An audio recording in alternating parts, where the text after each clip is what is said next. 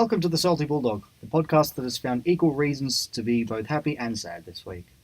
Matthew Donald, and I have the ever-present Nick Galea sitting opposite me. Welcome, Nicholas. Hello, good morning, mate. How are you? I'm well. I'm tired. I'm well, though. Oh, yeah. Yeah, it is a morning. I've dragged you all the way out here. Thank you for that. No issue. This is what we enjoy, though. This is what we're here to do. I think it's only fair I let you rant, though, firstly. Rant? Well, what am I ranting about? You were coming in this morning on the train. You said you wanted to complain. Oh, of course. Good old Nike and Metro. What in flying Christ's name are you doing? You casually park a train outside of Flinders Street Station, about 200 odd metres from it, and leave it there for 10 minutes, proceeding to miss my train by 30 seconds. That's all. What is this rubbish? 30 seconds. That is it. I haven't had time to press the button and it wouldn't even open. That was so cruel. But, oh God, it doesn't matter. It's not important. The important thing is, we're 2-0. We are. We're 2-0. 2-0. That's, and what have you thought that? What have you thought that? Seeing as you're the more pessimistic one out of us. Well, I was. It was. Well, I probably am. I went into that match, I think, with a lot more optimism. Then this one's going to be interesting. So you're the reverse of myself. I was a bit hazy. You were confident about beating Sydney. I was not. I was confident we would beat Hawthorn, or at least we could beat Hawthorn. Yes, no, that one I could agree with. Yeah, that one I can agree with. Sydney, we'll get them. Yeah, Hawks was a bit. Also, we've got the game plan to do so. Well, no, I rated us as a chance of beating Hawthorn. I did not rate us as a chance of beating Sydney. We didn't like our chances at the third, though, did we? I think you and I were destroying each other probably. What was it? In the first and probably parts of the second. We're thinking, what are we doing? Finish them already. Well, how many inside 50? Was it plus 22 inside 50? 23 to 4. 23 to 4. And they got one with about 30 seconds to go. Yep, Puopolo, the only 2 goals he kicked were from about probably a collective distance of 3.5 metres from the goal line. No? Well, we'll get to Hawthorn's goals. Let's look at the score firstly. 16-10 to 13-9. 9 goals in the last quarter. Look at that accurate goal kicking. Very accurate goal kicking. So 9-3 in the last quarter. Yeah. I don't think it's actually... even if we were a little bit more inaccurate, let's say, it's not the 16-10, even if that was, say, 13, 15, 13, 16, I don't think we've been that bad so far the past couple of games with our actual set shots, to be honest. I think some of the behinds that we missed, Shaki and English both missed in the last quarter from long distance. Yes, and then they had a... Norton did miss touched on the line. Norton and Shaki did miss a couple of sodas by Shaki's standards, definitely in the second term. About 30 out. Norton probably about the same distance, a bit more in front. Yeah. I think Norton's was a little bit easier. Yes, it was. But I don't think there were too many that we missed that were bad. No. There's no glaring misses. Not that I could. Richards missed one in the goal square, but he sort of had to stretch for it a bit. Do you think it's to do with? Obviously, it's going to have a bit to do with a few more natural forwards. But we noticed a difference in the past 2 weeks, and there will be a difference. But from the first half of last season, in terms of the way we direct the ball forward, have you noticed the hot spots for where we've taken our marks, and where they're positioned in correlation to the 2 big sticks? Have I noticed? Yes, or does it look like an exact mind map of last year, where it's just pot luck and we happen to just somehow nail them a bit better? No, I think the shots on goal that we're having, I think we're having more set shots. I think that was the thing, because we struggled to take marks inside 50 last year. Yes, and if you're not having set shots, you're probably going to kick more behinds than goals. Mm-hmm. Indeed, because you just won't your opportunities won't be as clear cut. So I think we've had more set shots in the first couple of weeks, and having marking targets helps. That's true, but what does that come from, though? If you're having marking targets, well, that clearly means you're being able to find the space, and if you're finding space, that means you're winning the inside ball. And who do we have on our list that excels at that?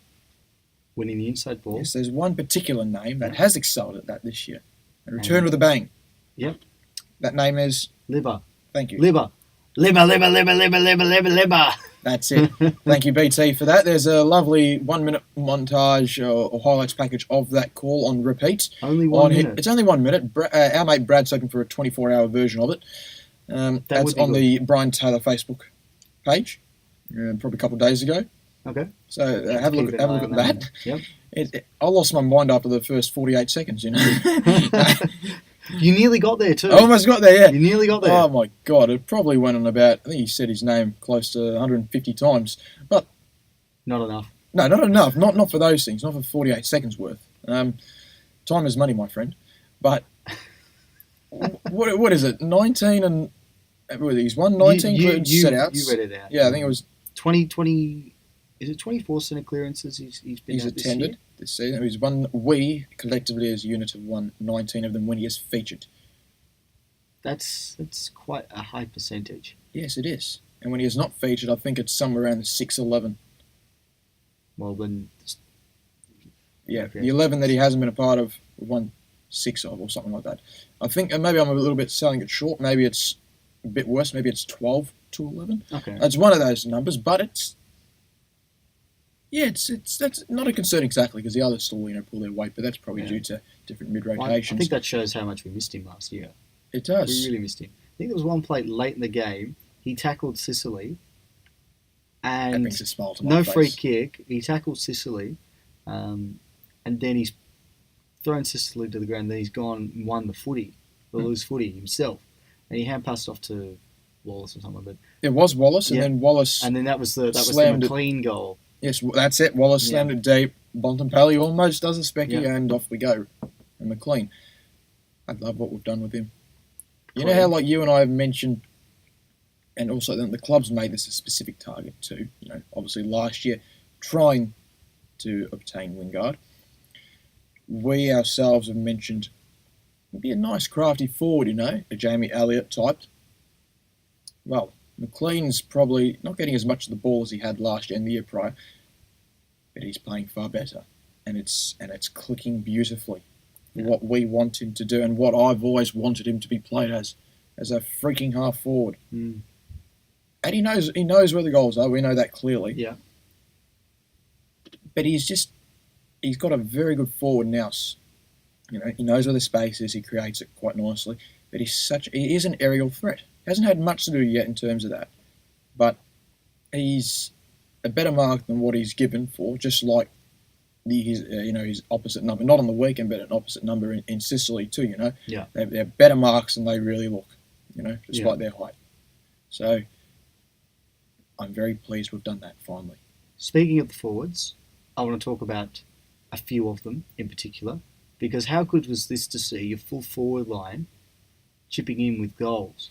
Shaki career high. It's not often, is it, that we've actually got a 4 goals. Yeah. So that kicks the goal, or majority of the goals. Gowers with an equal career best, 3.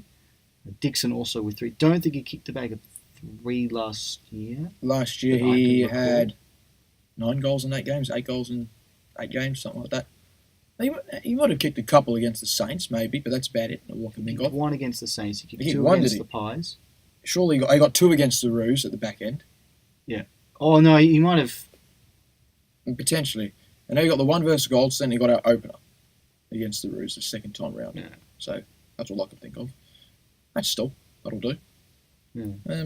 And people were saying, drop him after the round 1. Remember what I told you? If he adds 2 goals, people would say he's had an exceptional game. Well, I wasn't saying drop him. No, because I still think he's a best 22 player. I was just sort of making the point that he may have been a little bit down. I think he's a bit underdone, but his kicking penetration, not. I mean, he was never the biggest kick. No, never has been. But no one had an issue with that, even when he was fully fit, and he never had that great a kick in terms of distance. Well, yeah, in terms of actually hitting the target, he's normally pretty good. Yeah, he does that quite well. How good was it to see? And you made that point. I think it's the first time we've had a key forward kick 4 since round 12, 2016. 15. 2016. No, you're right. Sorry. Mm-hmm. 2015 round 19 also as the double man with Redpath. Yep. 2 bags of 4 against Port in those respective games. Yeah. So round 12, 2016, Redpath kicked 4 against opposite ends here. Redpath kicks 3 in the first term of round 12, 2016. Finishes with 1. Shaky the other way around, 1 and 3. Redpath's other one was in the last quarter, and Shacky's other one Yes. was in the first And quarter. even against Port in round 19, 2015, Redpath kicked 3 in the final term. 4. Oh, 4? They kicked all 4 in the final term, did he? What? Didn't touch it for 3 quarters. Wonderful. That's exceptional. So how big a deal is this now? Because we spoke a lot about the forward setup heading into the season. Norton going down there, is that the right move? Should we put Bonapelli down there instead because we'd rather Norton in the back line? All the while we're forgetting about Shacky, who, well, I wouldn't say forgetting about him, but he's not grabbing the attention, but he's just going under the radar very nicely So and in other developing words, quite well. In other words, he's doing what tools do. Take a little bit of time, and if they're given the opportunity to flourish in development and solidify a position, versatility, hashtag right there, Mm-hmm. you can actually grow into that position and become comfortable in it. So that's the first time he's, maybe since his first season, obviously this is his fourth year, it's the first time since his first season where people can probably say, yeah, that's the number 2 draft pick. And he did look at it. I'm going to forget the goals. Okay, it's hard to, but I'm going to forget all the goals. It was the way that he moved around, the way that he actually looked like the man in the forward line, you know? They looked for him. I recall at least 3 occasions where he set up a goal for his teammates. He set up the clean goal in the first quarter by creating contest. Indeed. He set up the second goal to Dixon. He set up with the hand pass in the second quarter. McLean goal in the fourth with the contest with Bont. He set up the McRae goal. Yes, with he the did. Flying contest. And he almost, and not just that, he had the first crack, and then he almost won again. Yeah, whilst he was second falling to efforts. ground. Yeah. He almost plunged it again. And I think he helped set up the Gowers goal in the third term as well by taking 2 defenders with him. He kicked it behind in the fourth term, and then he kicked 3 goals. So he pretty much had a scoring hand in at least 7 of our, maybe 8 of our 12 scores in the final term. That's very impressive. That is very, very impressive. So it's not just, you're right, it's not just 3 goals. And that's the thing I noticed as well. He's actually helping, he's getting involved in other goals as well. And what's even better, well, it's not better than the goals, but what's just as good, he knows where to lead. He actually has leading patterns. Well, he's a natural forward. He is. He should know where to lead. Mm. Now, I think he's starting to gain a bit more confidence in himself in terms of being someone that can be a very effective key forward. I mean, he's always had all the abilities. Points. It's a good mark. Beautiful He kick is for goal. actually. He is a nice mark. He's a bit stronger now. I think he's filling out. He still looks a little on the skinny side. Mm. But that could just be up 4-5 kegs, maybe. That could just be my impression because he started skinny. And I say the same thing with English and with Ace Cordy when he was there. I mean, Ace Cordy finished his career well over 100 kilos. He still looked like a beanpole though. Mm. English is very much the same. So I think Shacky will always look. I mean, Tom Boyd looks big. Yeah, he's filled out now. Yeah, Shacky doesn't probably weigh much less, but probably about again 4-5. But still he looks more than 4-5 lighter. He looks more like 10-15. Do you think having someone like Norton down there because I mean it's not the first time Shacky's been on his own in terms of a tall forward partnership. I mean there were times last year he had Boyd, he had Roughhead, others down there. But this is the first time that he's had someone that's a really permanent forward. And what I really like... Yes, I was just going to say, it's for a collective span, even though 2 games is not really a huge span, but including the JLT, it's a collective span of games that says, you're my partner. We can form, we can mesh together on a continuous basis. You can actually breed consistency. And this is what we hoped that Boyd and Shacky would be. What we really hoped, and what can still be. It can. What can still be. But for now, it's Norton and Shacky at the moment. With regards to, and I just want to touch on the JLT match as well against St Kilda. Norton kicked 3 that day. Shacky kicked 2. That sounds about right. So there's 5. 4 at least, but 5 probably. And then I think Shacky hit the post at the end of one of them as well. They did. They kicked 4 in round 1. They've kicked 5 in round 2. So 5, 4, and 5 between 2 key tools. That's a good start. He's had a few posters though, hasn't he? When he misses, he doesn't miss by much. Shaq. He hit the post against Saints. don't think he's hit the post in the season proper yet. No, not this season, but a couple last season, or where he's just tugged it wide. Yeah. So that's because due to his beautiful kicking action. It's negative that you can say that the ball doesn't bend back, but that is a testament to his kicking style, that when he kicks it, it goes It's very straight. yeah. And you will know instantaneously whether it will be a goal or not. Yeah. And generally, because he is quite straight and very mechanical, and his motion is, almost perfectly lined up with the centre of the goals, it's probably a better chance more often than not. Yeah. It's a basic technique, but it's beautiful. I love the ball drop. He's a very good kick for goal.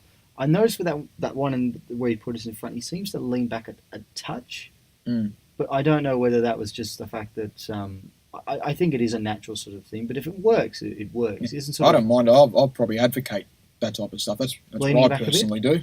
Yes, not too much, but that's what I personally do, and it works beautifully. Yeah, well, if it works for you, it must surely work for Josh Shackey. 100%. Yeah.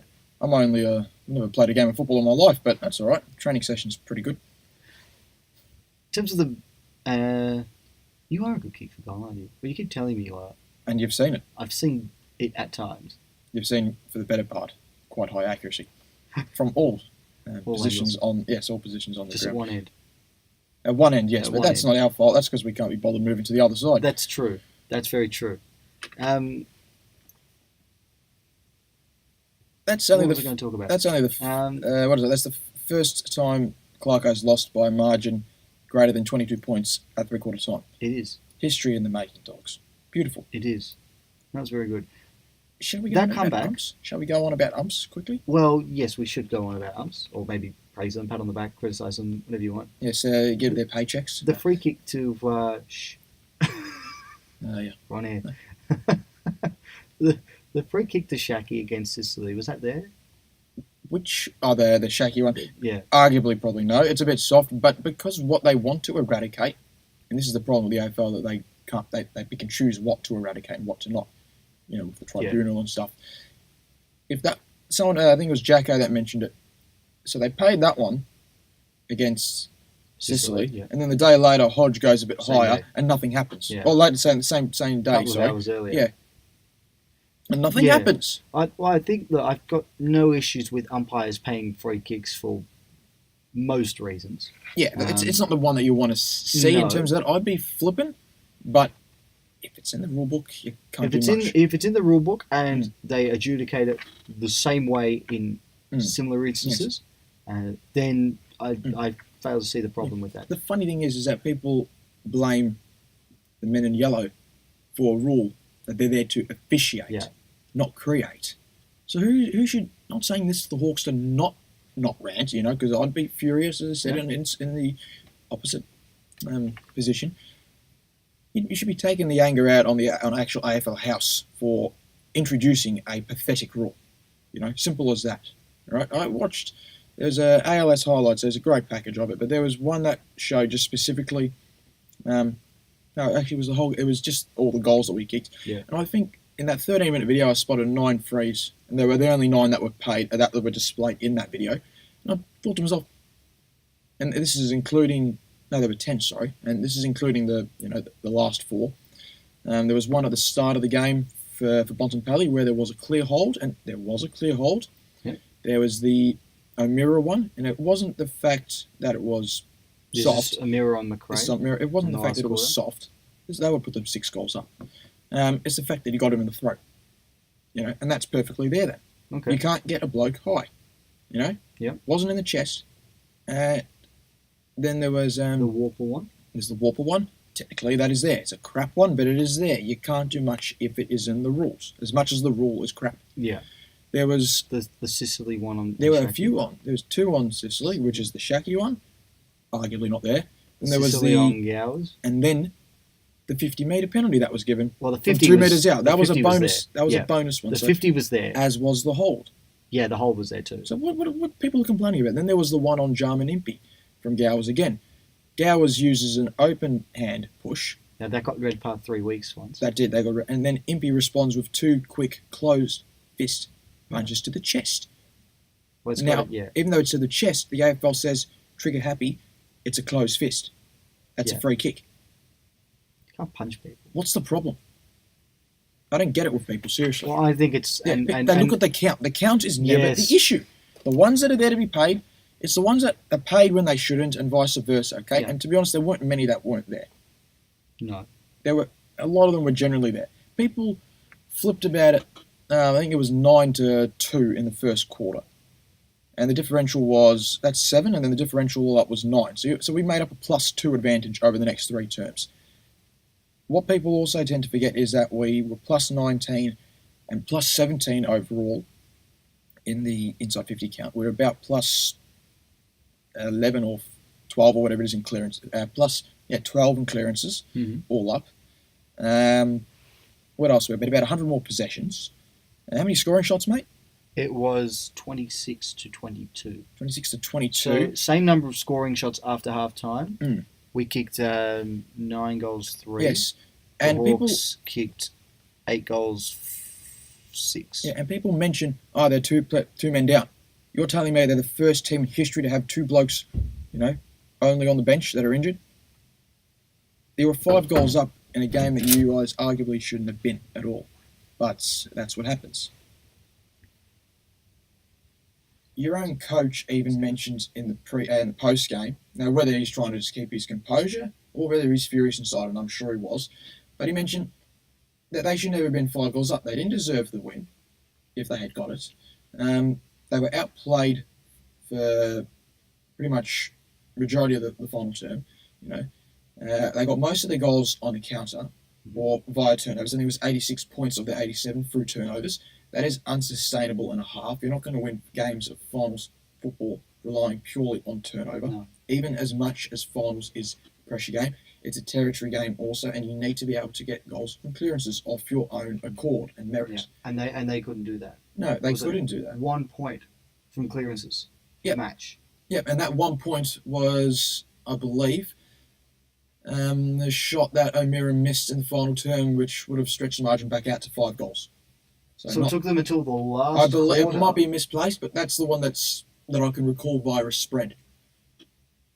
So I'm not sure if that is the one. maybe but, not, but that's one that just glares in my head. Whether it is another question. But the fact that they only scored 1 point in a whole game of football from stoppages Yes. is extraordinary. And I kept mentioning it too. I don't think this is during the game too. They're not a better side. They're just a far smarter team that knows the style and what to do and how to sit back and You did blah say blah that blah. a lot. They're as good as it gets when it comes to slingshot play. Yeah. Due to their foot skills. Well, if you score 13 goals from turnovers, it says you're either a very clinical side when the opposition makes mistakes, or we were a very sloppy side. And we were a little bit sloppy at times. We were sloppy. Again, we tend to defend high, but you've got to think to yourself, if we defend high, that means that if things go to a court, it should present you greater opportunities to score because your pressure is further up the field, you're clogging it up, which means that the release point shouldn't be as easily spotted. Yeah. And if it does, well then you say, tip your hat off, but it'd be infuriating nonetheless. Yeah, of course. And it was infuriating. It was annoying, having 23 odd entries in the second term for very little reward. 2 goals. Mm-hmm. 1 in the first 2 minutes of that term and 1 in the last 3 minutes of that. Set up by your boy Bailey. Yeah, that was nice. Actually, I was happy with this game. I was very happy with this game. He was much more involved. There was his involvement was more consistent. It wasn't. There was a passage of play, whether it was the Wallace goal or it wasn't the Gowers, I believe, but it could have been Gowers taking a mark on about 50 odd.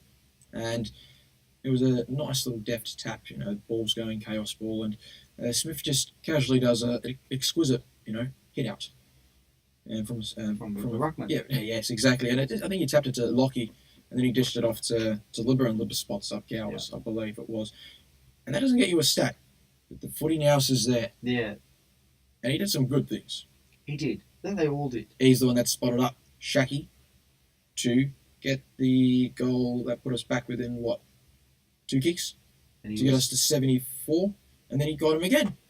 And he was the one, as I said, that set up the Norton goal in the second term. That was a raking kick, actually. Very good kick. But, all right. No, I'm pleased with it. The right team got the 4 points. As Clarkson said also, the right team deserved to win, and that wasn't us. Us being the Hawks. 13 disposals for Bailey Smith. Probably felt more like, in my opinion, probably 18, Like 19. like a 45. Get 10 votes. Give him 3 games worth of votes per touch. No, what else should we lead with now? What can we do this year? I keep mentioning to you that out of a lot of the teams that are outside of the 8, probably as I said, everyone's now jumped on the Brisbane bandwagon, and good on them, to be honest. Can you name 10 sides, and I was trying to do this the other night, can you name 10 sides that won't play finals this year? Because if you can, and we're not on that list, I'm trying to probably figure out teams that arguably we should be better than, and there a lot of the sides that I said, I think there's only 3 elite teams. One of them is yet to wake up, being the Tigers, but they're more of a collective unit than they are a great well, side. they've got some injuries now. Yes, they do. For once in their lives, they actually have something. To see how they go with that. Yes, those 2 people and it falls to pieces. Doesn't now. They'll still work it out. They're a good side. Rance is not that good that their whole system falls down without him. No, it isn't. Not that he isn't that good, but that's just weird. It shouldn't destroy them that much. You know, he's not. No player is that good. No, not at all, actually. But in terms of key position prospects, yes. Yeah. For what they have. Structurally, yes, but even so, you should have plans put in place. Yeah, the heir apparent in Garthwaite, and they said he just couldn't play it. Not sure, but I like Garthwaite. And then of course the Pies and Eagles. They're basic enough. They're the 3 top tiers. The Demons are, well, not this year at the moment, but they're still clearly a chasm away. Good old Essendon with the media reports for top 4. Looking forward for their winning trade period this year. They won the premiership in. Yeah, I was going to say they won the premiership in October. Late October. Very. Yes, only good teams win flags in October. Yep. Port Adelaide were much the same. I'm still not sold on Port just yet. No, not at all. They've beaten a very fragile Reefs, and they've got some good kids coming through. Some very good kids coming through. And I like that. I like the risk and the bold play that they've taken. But I'm just not sold on them yet. Yeah. But they're better, not because of just 2 games, but they clearly look like in terms of scope, they've got more to offer this year than last year, where they were a known quantity. I think Adelaide still have a bit to prove. They beat Sydney, but Sydney aren't playing finals this year. Not at all. And Adelaide's got a core group of a lot. If you look at their team list on the weekend, I think it goes down to the 17th player from 1 to 22. That 17th player is about 24 years of age. And then there's about from 13 to 1, it's 27 up. That's an old It's team. a very mature list, and it's mostly the same list that has been built up since 2012. And generally, when you're up and about, you get it around 6 to 7 years. What's this? The 7th year. And the team has accomplished 1 grand final berth, which is no mean feat, but 1 prelim. 1 prelim, which got a bit cosy draw, but they were a good side. And they've peaked with, for the better part of it, a list that generally finishes in the 6 to 10 region. For the most part, they're a better version of what North was. Maybe their average finishing position. Yep, they're a better team than what North was with a similar scope. So in 2013 they didn't make finals. No. In 2014 they didn't make finals. In 2015 they made Sanderson straight away after only 3 years. Generally, if you're a Crows coach, you do not survive after consecutive years of not making finals. So Don Pike, right under pressure. Yeah. And then they made the semi-finals in 2015. They made the semi-final in 2016. And got belted. And they got belted the year prior. And then grand final in 2017. Got belted. And 2018, no finals. Mm-hmm. So it's been, for the most part, it's been either not making finals or getting top 6. They're underachieving, but it's the extent that they're almost overachieving now because they're not doing much of note. But they're not that important aside. Carlton aren't playing finals. For all the improvement I like in Carlton. I do. I think they're on the right track. I think Nick Rewalt put it quite well the other day when he said he can't see anywhere in terms of Carlton's list where they're not improving. They seem to have all the bases covered in terms of what they need to do, which I think is a good way of putting it. They conducted a complete list overhaul. It was probably about 5 years to do They've got about 6 blokes that are still there from 2015. Maybe 7 blokes at most. That's a mass change. Understood, but and you think about, we feel like our list turnover has been pretty significant. But we didn't have to do 2. We had to do From a 20 bit, but we didn't have to do 2016. too much. Yeah, I know, but Yeah. people go on about how much our list has changed in 2016. All these premiership players have gone. Most of them we'll get to that in a be minute. annoyed losing, but Yeah. it hasn't hurt. Exactly. Fremantle won't play finals. Gold Coast won't play finals. North Melbourne. Yeah, just listen back to the comments at the end of last week's podcast and you'll see what we think. Yes. St Kilda. No. Sydney, I don't think will. Hawthorn, they'll Port get to Adelaide. Port finals, Adelaide. but Yeah, they're... say, look, there'll be at Geelong, Hawthorn, Port. One or maybe two of them will make finals and they'll get knocked out. I think they said it was 31 of the past 40. No, I might be wrong here, but 31 of the past 43 teams or something along those lines. There was a stat that I've completely butchered, but it is 31 out of 43 teams that have started 2-0 do make finals, which means there's still generally teams that do, and they go 1-1 are still within a shot. One of those 8 would have been us in 2017. One of those 8 would have been. And but one of those 31 was also us in 2015 and 2016. Indeed. So indeed. There's potential. What do you do? Generally, if you're 0-2, as much as it's still early in the year, you're cooked. What else can we? How many is it? Yeah, how many teams have started 2? The only side that's genuinely got through, on a consistent basis, is Sydney. Yeah, and they've done it 3 times in. Well, for the 3 times that they've had these starts, or 5 times out of these starts, they've actually done, but not this year. We need to talk about the sad part of this week, and it's been coming. It's the retirement of one of our favourites. Let the waterworks commence. Liam Picken has decided to retire from football. Announced it on Monday. That was difficult because I think as hopeless as it seemed, I still harboured hope that he would play again. Not to be. He falls 2 games short of life membership. AFL life membership. Didn't know what that entails or entitles you with, but that's rubbish. Yeah, they can surely include it if he has happened to have represented the Australian rules. You know what I mean. He's represented Australia. You know what I mean. The Irish game. If he's happened to represent that, put in those there just for the sake. JLT game, sure, put it in. But So his career achievement, so 198 games. I'm not sure how many goals did he kick? Let me see. 2014 he kicked what? 2016 he kicked 24-ish. No, he kicked about 24 in 2017. Sorry, kicked about 18 in 2016. Yes, so he was the leading goal kicker in 2017. Equal. Career best of 6 goals against the Suns at Casalis. I think that's a record on that ground. At the moment, yes. Yeah. Long mate reign.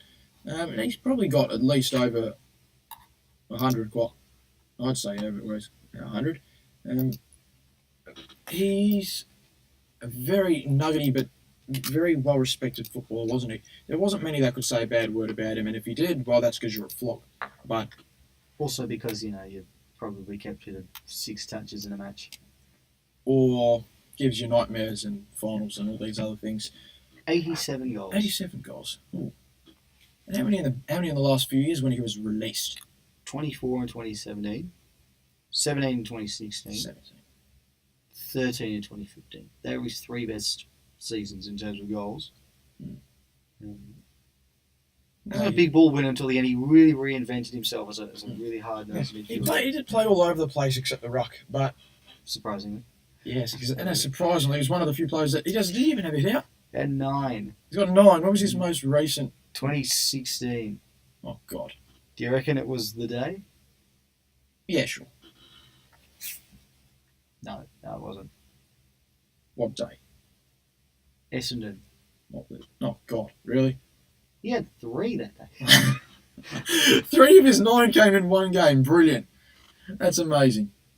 No, he goes out in the right circumstance for what he's got. I can't discredit it. Cannot at all. No, I would argue that it's not the way I would want him to go. Not the way that anyone would have wanted. I would have rather him chaired off.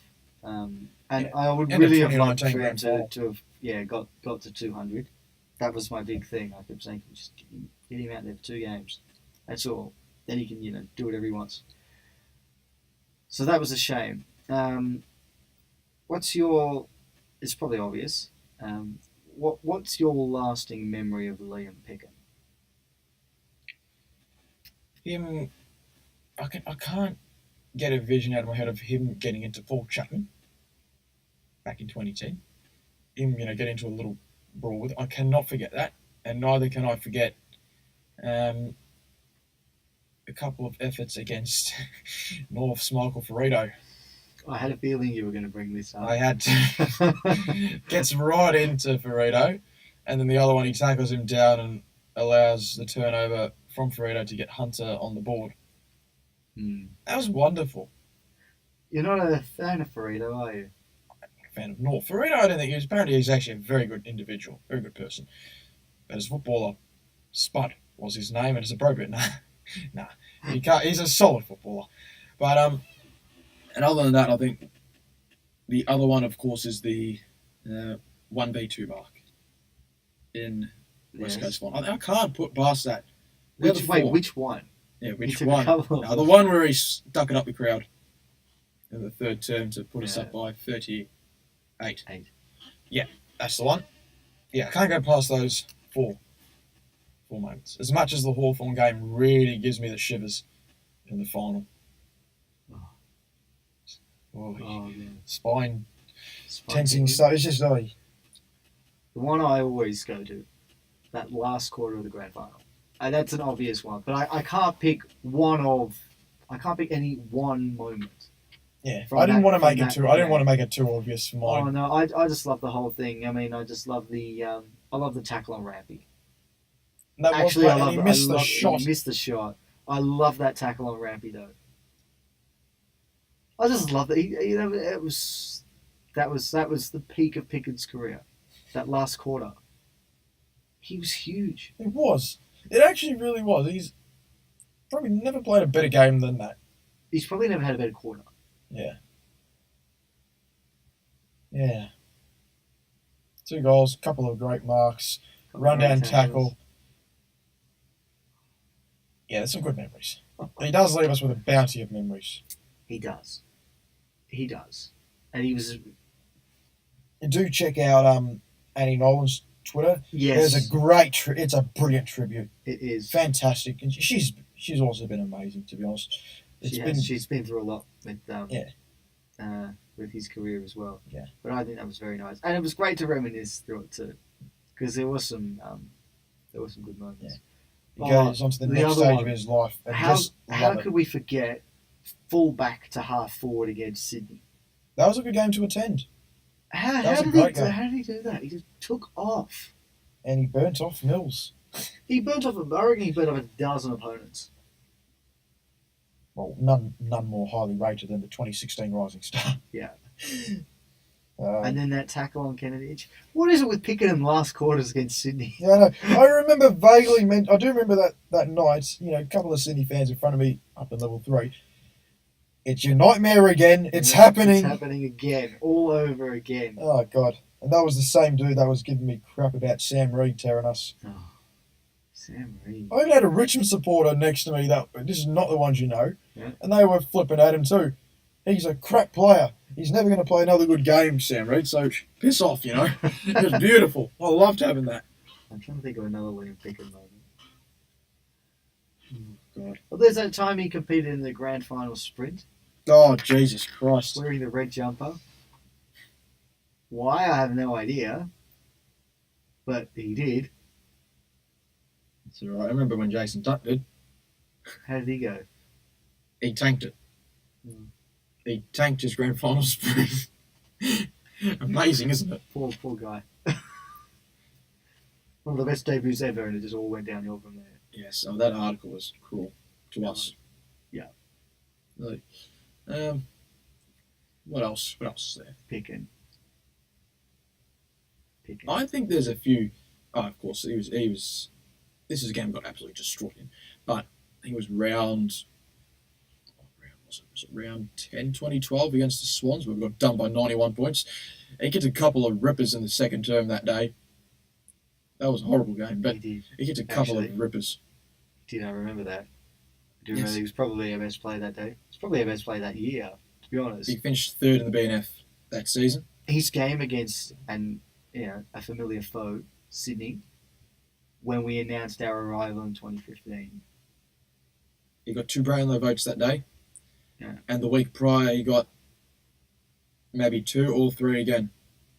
And then the week after, he got another 2 against the Saints, or at least 1. He got 1 against the Saints. He didn't One get any against the against. He didn't get any against the Crows. I picked up a career high 30 odd, though.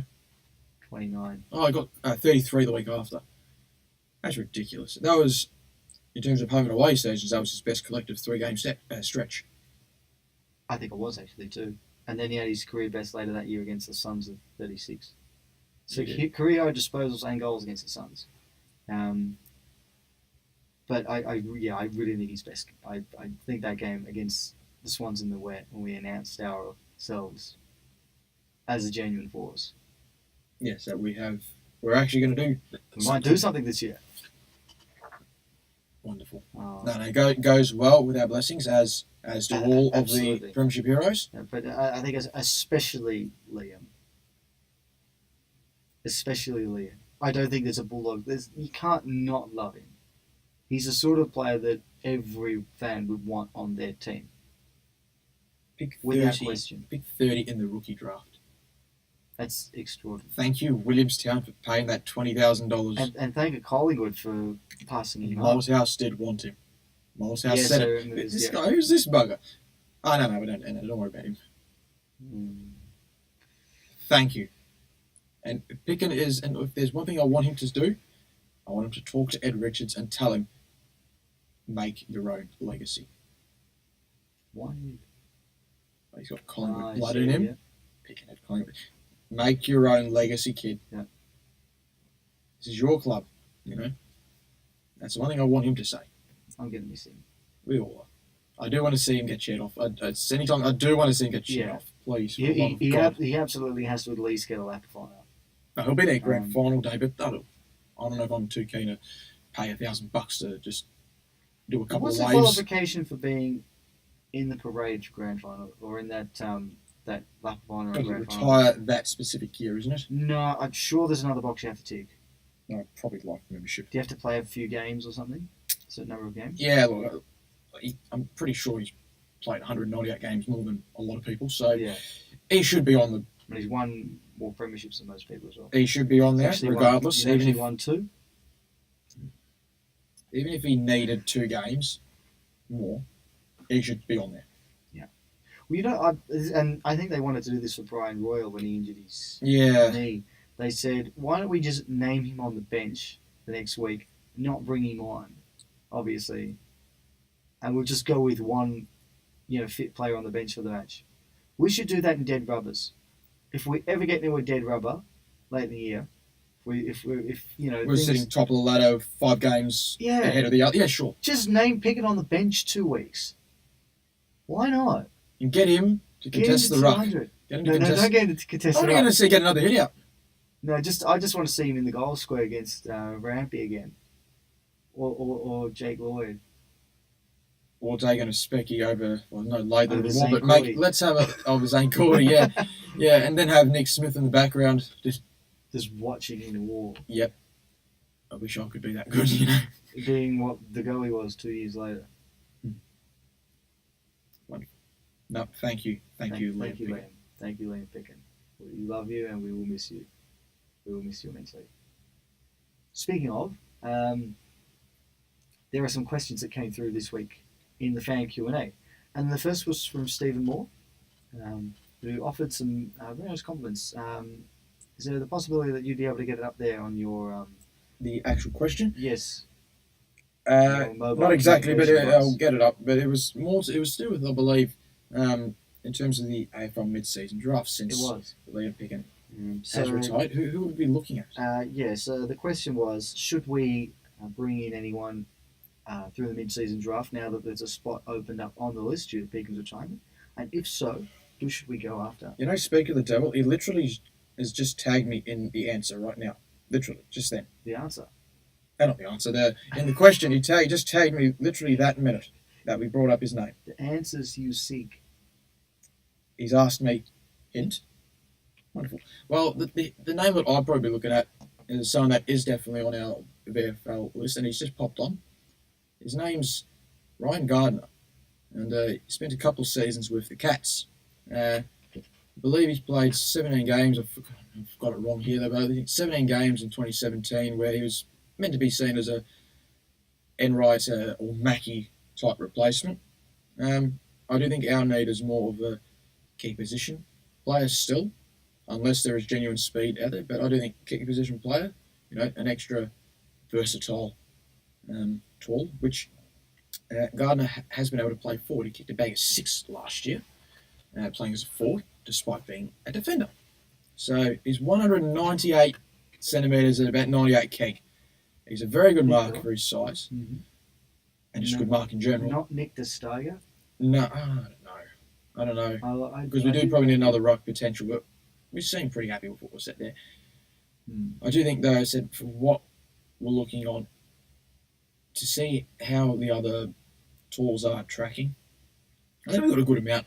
We've got a right balance on our list anyways. I mean, we don't need an extra mid or anything, but I do think we did have probably a consideration of him a couple of weeks ago. And if it's not that, it's got to be, by Christ, a small forward.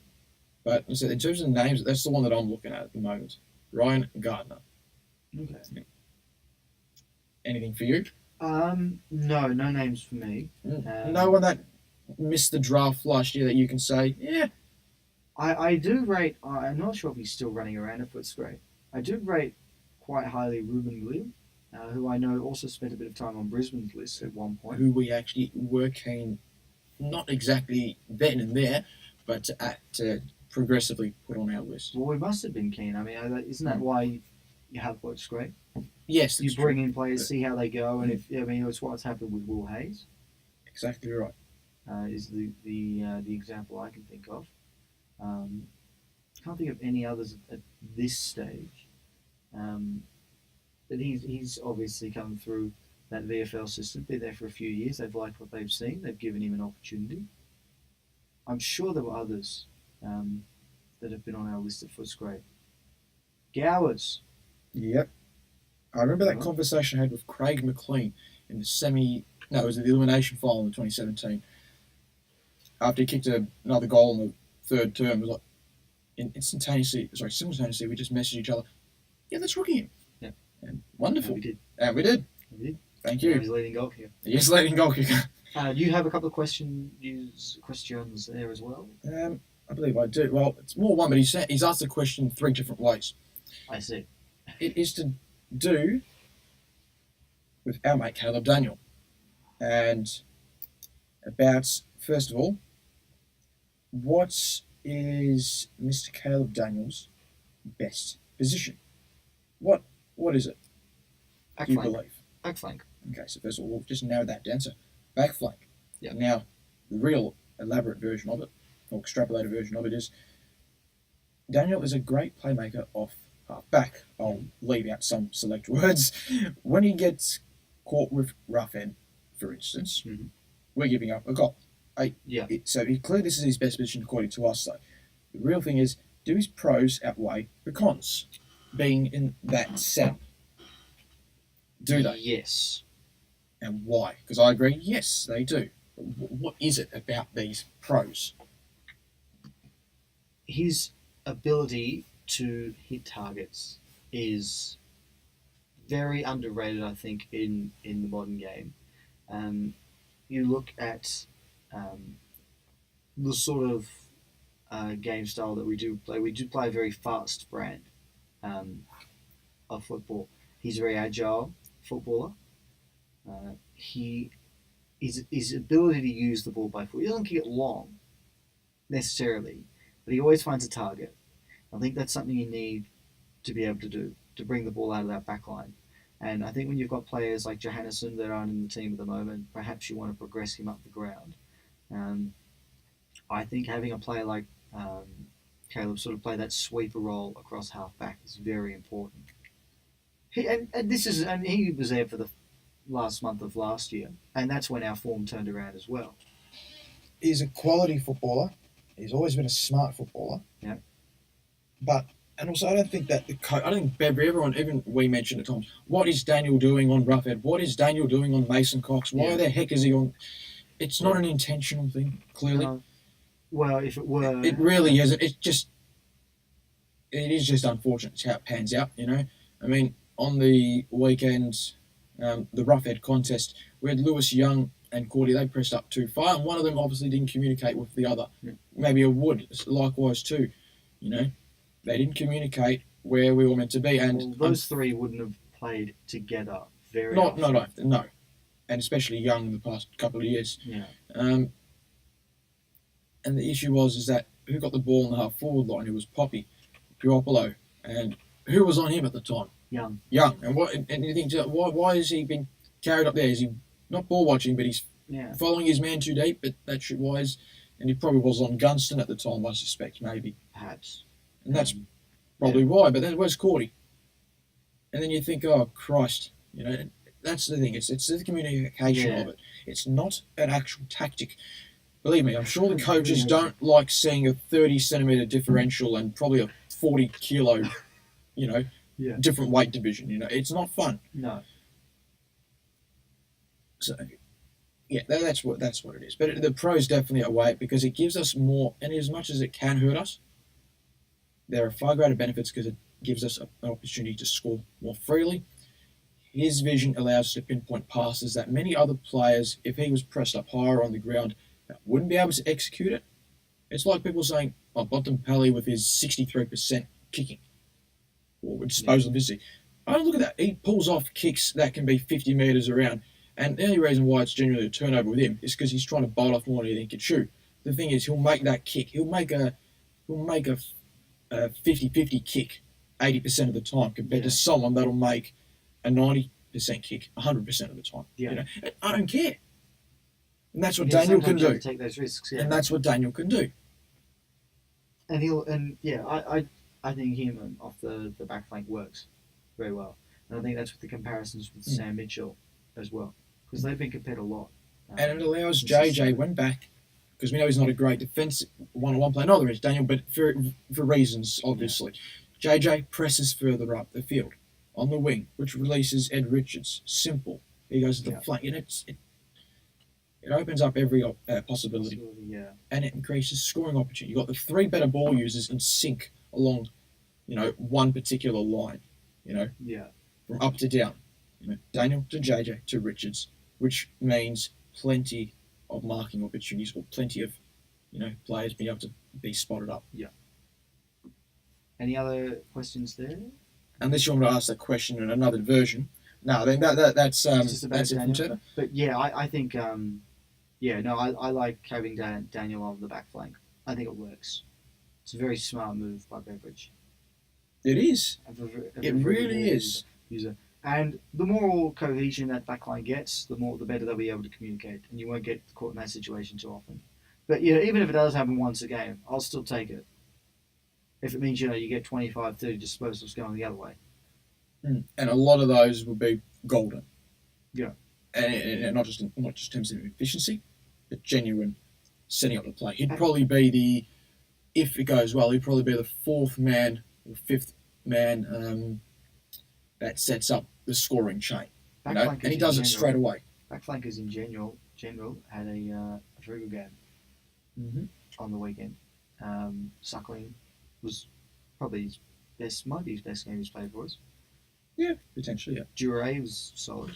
Three contested marks. In the last quarter, he was very important. He was. He took a great contested mark, but twice. The start of the last, and then with 3 minutes to go, and they still needed 2 goals. 1 goal there, and you think, oh God, we're back on for a draw here. And then, clutch mark, and he saved the day. Brilliant.